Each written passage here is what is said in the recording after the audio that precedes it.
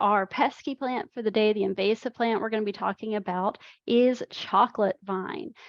But as Billy and Renee mentioned, don't be fooled by this sweet name. It might sound good, and it actually is edible. You can eat the fruits of chocolate vine, but it grows extremely fast, and it can climb over plants and smother trees, shrubs, whatever else you want to be growing there. So in this edition of Pesky Plants, we'll talk a little bit about chocolate vine, what it is, how to identify it, and what you can do if you see it. So what is chocolate vine? This is a plant that's native to Asia, and it goes by many different names. You might hear chocolate vine, which refers to a rich smell that its flowers give off when it's flowering, but you might also hear it commonly called five-leaf Akebia or Akebia quinata, its Latin name. And whatever you call it, you don't want it because it will take over. It is a woody, semi-evergreen vine. And here you can see an area where it has just carpeted over everything, right? It can grow over the ground as a ground cover. It can climb into shrubs and trees. And this rapid growth, this ability to completely carpet over things, is why it's a problem and why you don't want to see it.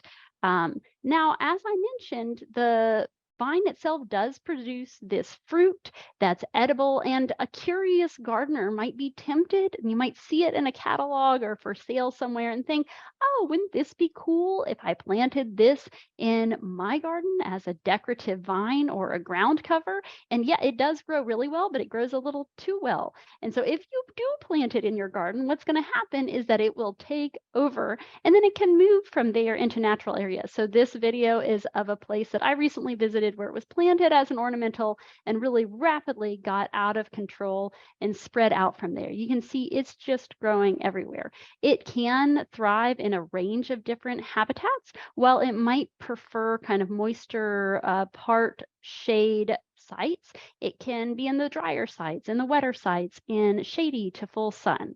So a lot of different potential places where this can grow.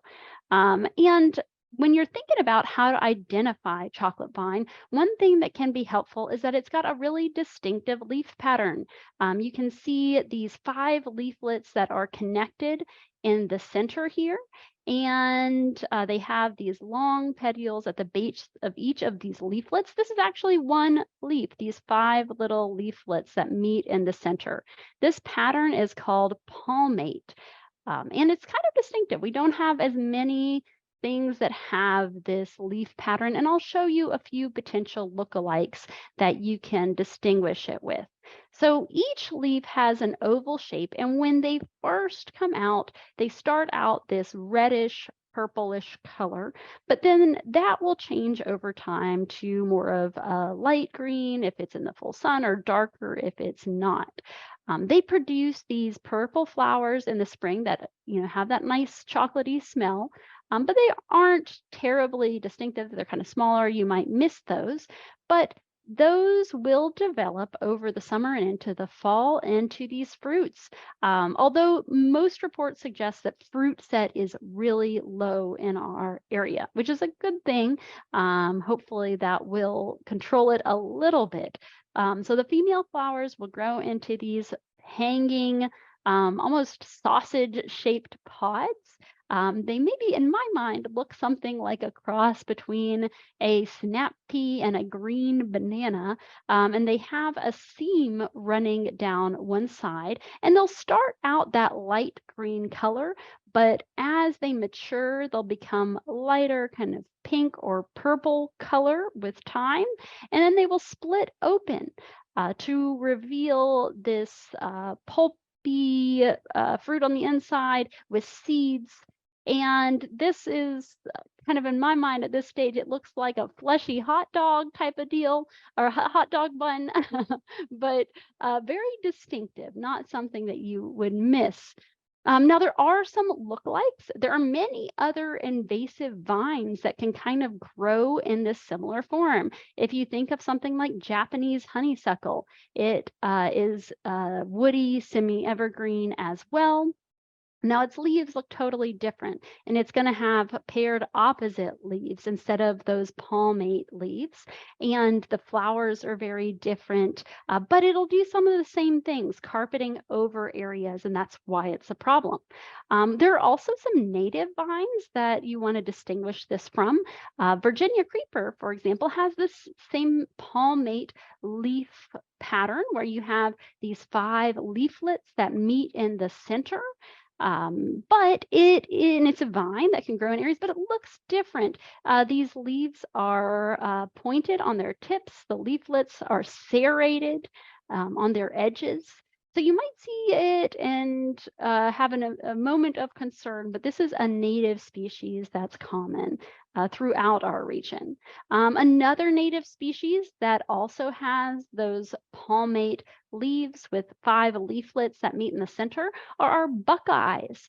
So there are several different buckeye species, both more shrub form like the bottlebrush buckeyes and the tree form buckeyes that might have a leaf that looks a little similar to the chocolate vine, but they're pointed and have more of these serrations or teeths along the edges of those leaflets. So, with any invasive plant, prevention is the best management option. So, don't plant chocolate vine if you see it in your woods. Get rid of it as soon as possible. If you're looking for an eye catching vine, there are lots of great native options out there. I really recommend our native coral honeysuckle if what you're interested is a beautiful decorative vine. Most spread of the chocolate vine is going to be from the vegetative structures. As I mentioned, they don't produce fruit that frequently here. So take extra care if it's a site that's contaminated with potentially moving around roots in soil or even little pieces of it. Stem fragments can root out if they come in contact with the soil. So another way that it could be spread and accidentally introduced to new sites. Um, Now, small infestations of chocolate vine can be manually removed by either just pulling up the vines, mowing really regularly to contain that area, or smothering an area with mulch or a tarp. Now that will kill everything else that's growing there too, and this does tend to carpet over things you want to keep. That's an extra challenge. A foliar application of a systemic herbicide can also be useful and can kill the root system of those impacted plants.